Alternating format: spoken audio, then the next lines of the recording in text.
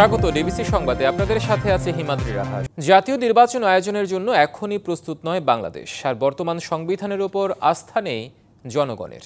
রয়টার্সকে দেওয়া সাক্ষাৎকারে কথা বলেছেন নতুন রাজনৈতিক দল জাতীয় নাগরিক পার্টির আহ্বায়ক Nahid Islam.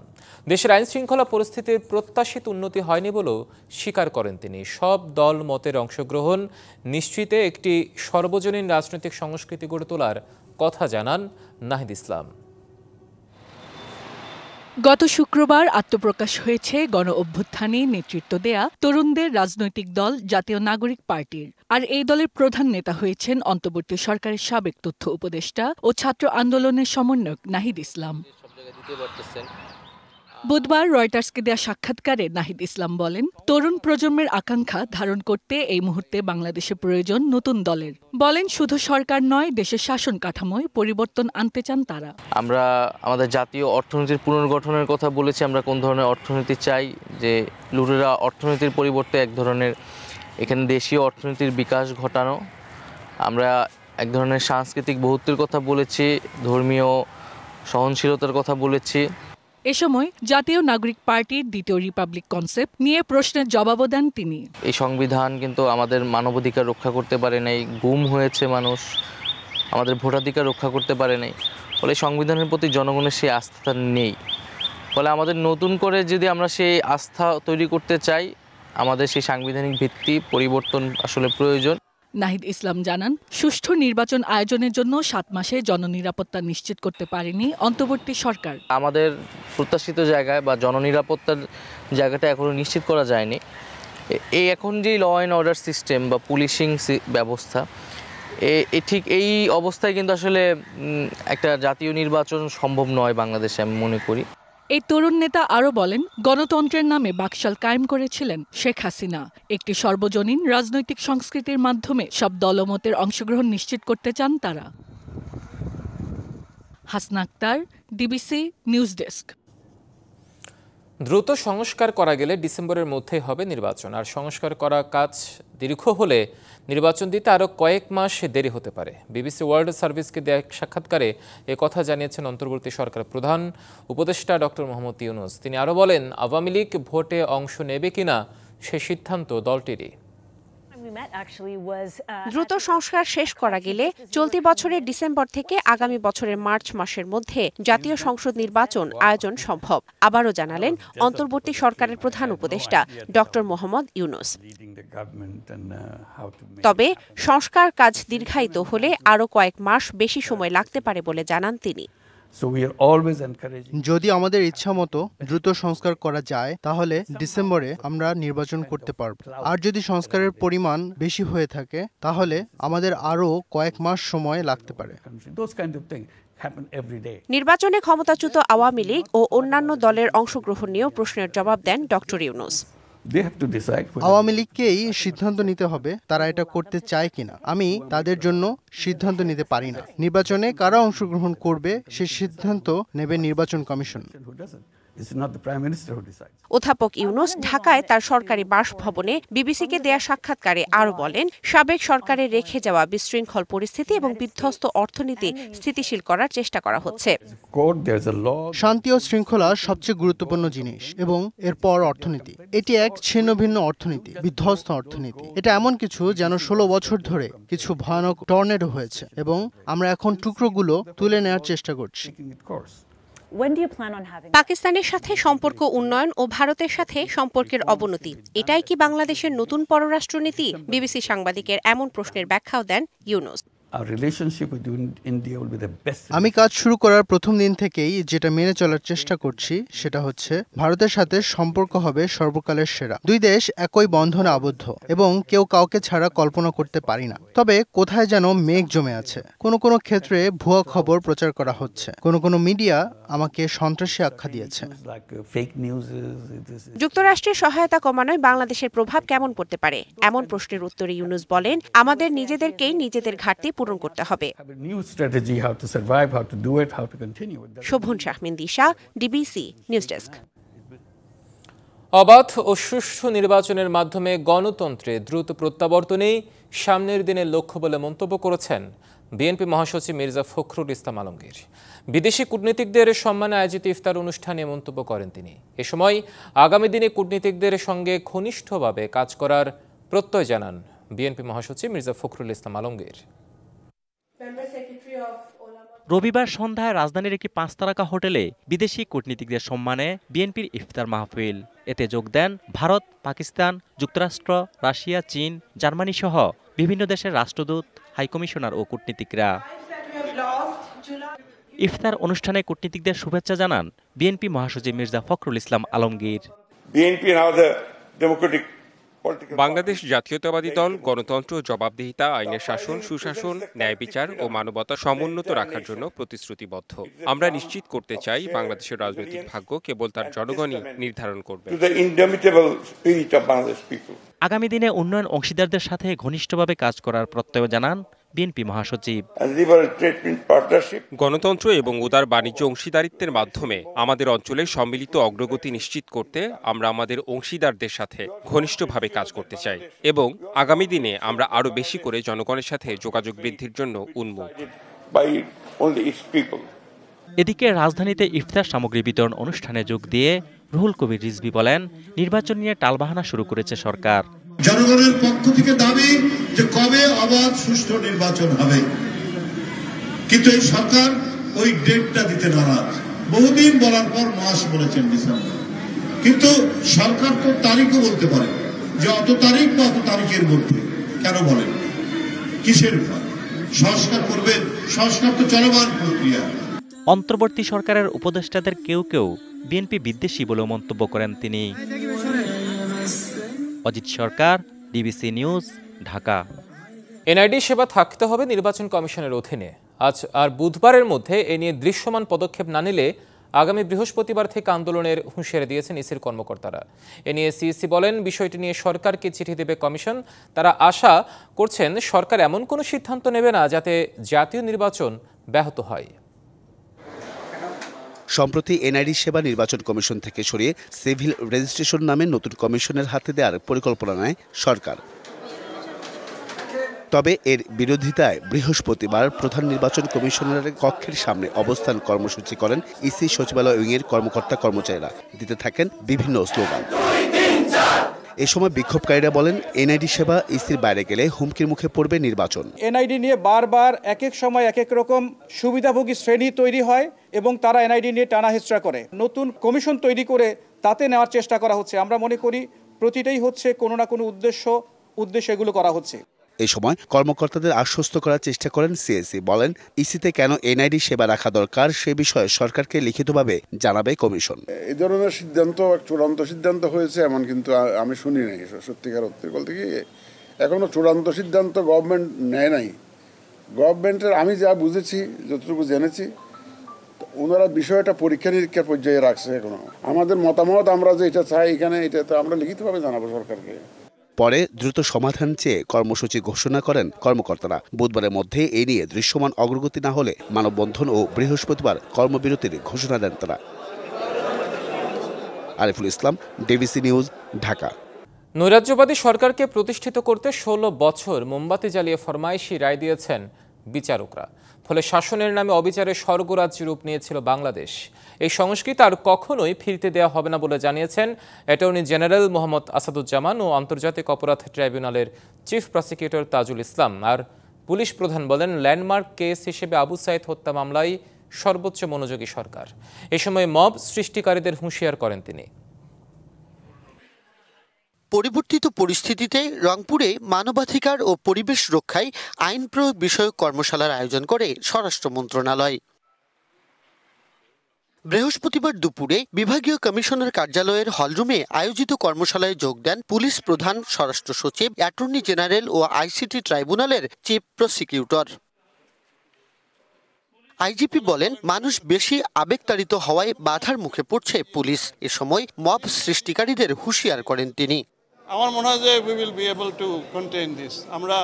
We will handle it very strictly. মানে এইভাবে তো একটা সমাজ চলতে পারে না, যে সমাজ অন্তত এইখানে এত বেশি আবেগতাড়িত না হয়ে আমাদেরকে তারা গ্রহণ করে নেবেন, আমাদেরকে কাজ করার জন্য তারা কাজের পরিবেশটা তৈরি করে দেবেন। দলীয় এজেন্ট দিয়ে আওয়ামী লীগ সরকার বিচার ব্যবস্থা কুক্ষিগত করেছিল বলে অভিযোগ করেন রাষ্ট্রের প্রধান আইন কর্মকর্তা।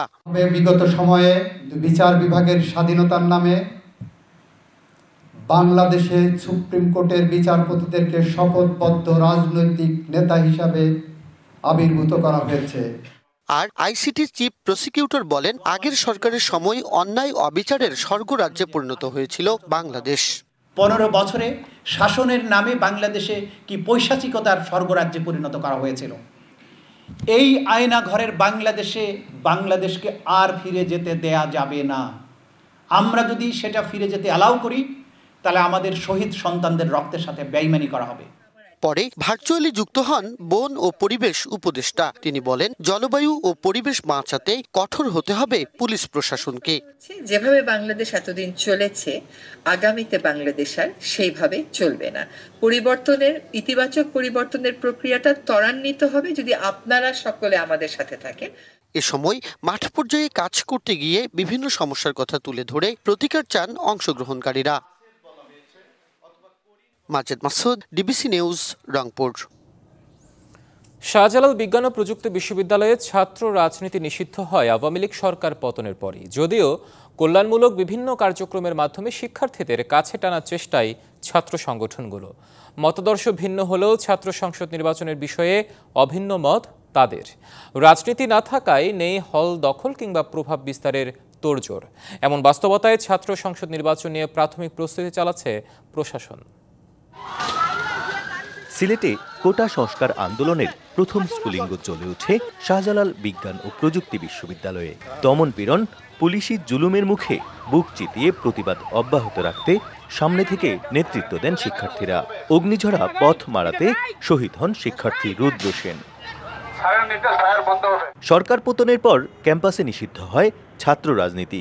যদিও সমস্যা ও সংকটে এখনও এক হয়ে আওয়াজ তোলেন শিক্ষার্থীরা। এমন বাস্তবতায় সাধারণ শিক্ষার্থীদের সাথে নিজেদের মতো করে যোগাযোগ রাখছে ছাত্র সংগঠনগুলো। 1986 সালে প্রতিষ্ঠার পর 1997 সালে একবারই ছাত্র সংসদ নির্বাচন হয় শাবিপ্রবিতে। সে সময় ছাত্রদল জয়ী হয় পূর্ণ প্যানেল নিয়ে। অবিলম্বে ছাত্র সংসদ নির্বাচন সহ ক্যাম্পাসে ছাত্র রাজনীতি চালুর দাবি সংগঠনটির। এই 24শে জুলাই আগস্ট গণ অভ্যুত্থানের ভিত্তিতে ছাত্রদের মধ্যে যে রাজনৈতিক সচেতনতা তৈরি হয়েছে, সেই রাজনৈতিক সচেতনতা কেউ দমিয়ে রাখতে পারবে না। সাকসু নির্বাচন না থাকার কারণে সাধারণ শিক্ষার্থীরা তাদের দাবি দাওয়া জোরালোভাবে উত্থাপন করতে পারতেছে না প্রশাসনে।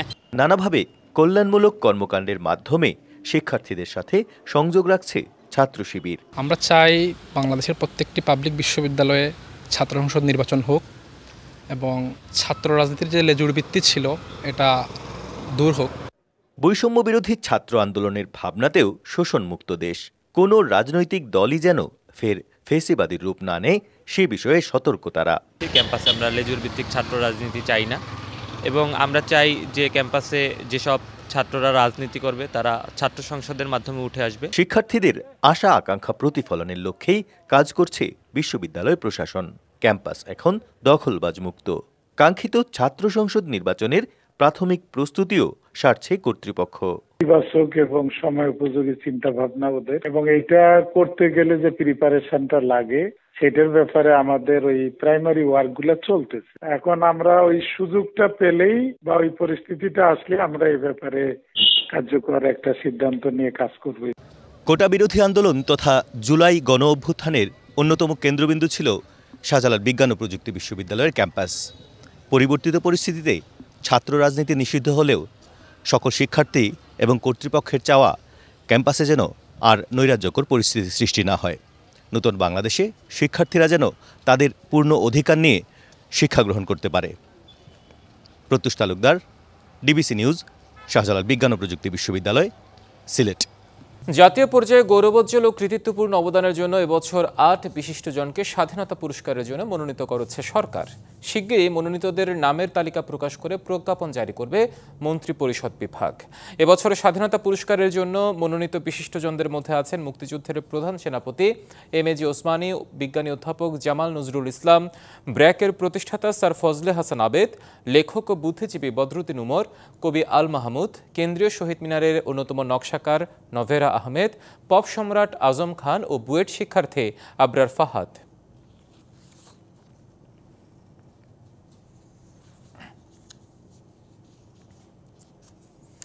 এদিকে স্বাধীনতা পুরস্কার গ্রহণ করবেন না বলে জানিয়েছেন লেখক, গবেষক ও রাজনীতিক বদরুদ্দিন উমর। বৃহস্পতিবার রাতে গণমাধ্যমে পাঠানো বিবৃতিতে এ তথ্য জানান তিনি। বিবৃতিতে বলা হয়, 1973 সাল থেকে বিভিন্ন সরকারি ও বেসরকারি সংস্থা তাকে পুরস্কার দিয়েছে, সেগুলোর কোনোটিই তিনি গ্রহণ করেননি।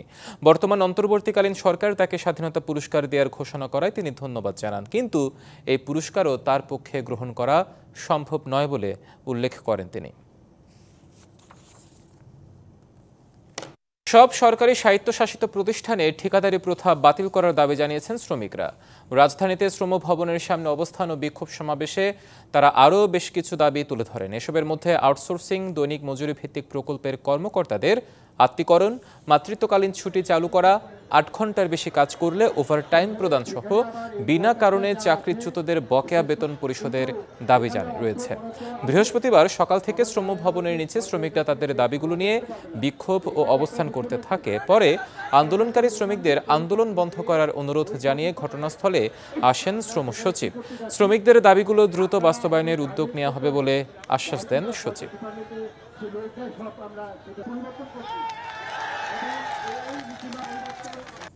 ঈদকে সামনে রেখে রাজধানীর শপিং মল ও দোকানগুলো সেজেছে নতুন রূপে। বাহারি ডিজাইনের পোশাক নিয়ে এসেছেন দোকানিরা। ক্রেতার চাহিদা অনুযায়ী ব্র্যান্ডের কাপড়ে এসেছে নতুনত্ব। ঈদের কেনাকাটায় সরগরম রাজধানীর বিপণী বিতানগুলো। ক্রেতা আকর্ষণে 3 পিস, শাড়ি, পাঞ্জাবি সহ নানা বাহারি পোশাকের পসরা সাজিয়ে বসেছেন ব্যবসায়ীরা। দেশি ও বিদেশি পণ্যের সমাহার ব্র্যান্ডের দোকানগুলোতে।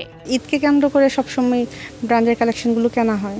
বছরের অন্য সময়ের থেকে এই ঈদের টাইমটাতে আপনার বেশি কালেকশন থাকে। হ্যাঁ, সামনে আসবে, মাত্র তো শুরু, আরও আসবে কালেকশন মনে হচ্ছে। শোরুমগুলোতে নিজেদের পছন্দের পোশাক খুঁজতে দেখা যায় ক্রেতাদের। বয়েজ কালেকশন ছিল, কিন্তু এবার আবার গার্লস কালেকশনগুলো অ্যাড হয়েছে।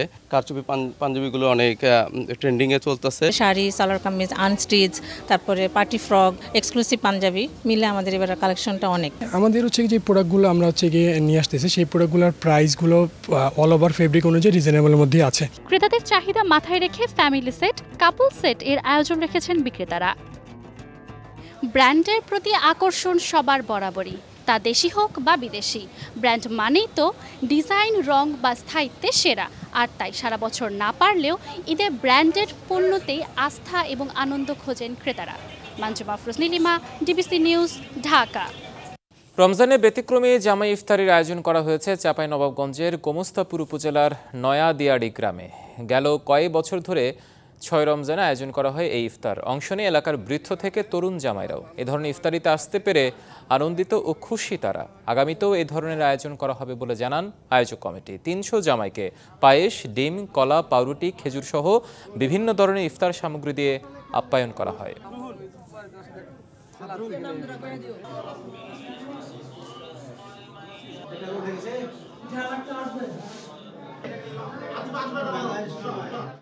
এটাকে বলা হয় জামাই ইফতারি। আমাদের এই বিশাল গ্রামে জামাই ইফতারিতে অনেক লোকজনের হয়, প্রায় 300-400 লোক। আমরা এই গ্রামের সন্তান, এই গ্রামেরই জামাই। আমরা এই জামাই হিসাবে আমরা এই ইফতারি আয়োজন করেছি। আমাদের এখানে আরো অনেক জামাই নাই, প্রবাস আছে, আমরা তাদেরকে মিস করছি। এই 9 টু 9 এই ইফতারিতে আমরা একত্রিত হতে পেরে আমরা খুব আনন্দিত। ঢাকা বিশ্ববিদ্যালয়ের সাবেক উপাচার্য অধ্যাপক ডাক্তার আ.ম আরেফিন সিদ্দিক হাসপাতালে লাইফ সাপোর্টে আছেন। দুপুর 2:40 দিকে তিনি রমনায় ঢাকা ক্লাবে অসুস্থ হয়ে পড়েন। সেখান থেকে তাকে প্রথম ইব্রাহিম কার্ডিয়াক হাসপাতালে ও পরে নিউরো আইসিইউতে স্থানান্তর করা হয়। বর্তমানে তিনি লাইফ সাপোর্টে রয়েছেন।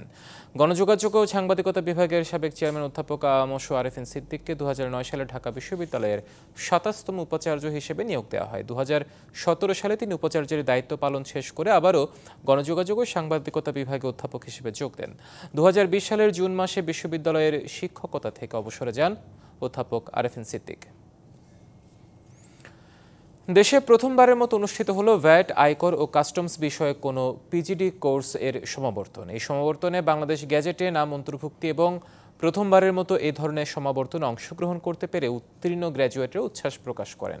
রাজধানীর আন্তর্জাতিক মাতৃভাষা ইনস্টিটিউট অডিটোরিয়ামে কর্পোরেট একাডেমি আয়োজিত এই সমাবর্তনে প্রধান অতিথি ছিলেন জাতীয় রাজস্ব বোর্ডের ভ্যাট ইমপ্লিমেন্টেশন ও আইটি বিভাগের সদস্য বেলাল হোসেন চৌধুরী। অনুষ্ঠানে স্বাগত বক্তব্য রাখেন কর্পোরেট একাডেমির প্রতিষ্ঠাতা ও চেয়ারম্যান মোহাম্মদ আরিফুর রহমান।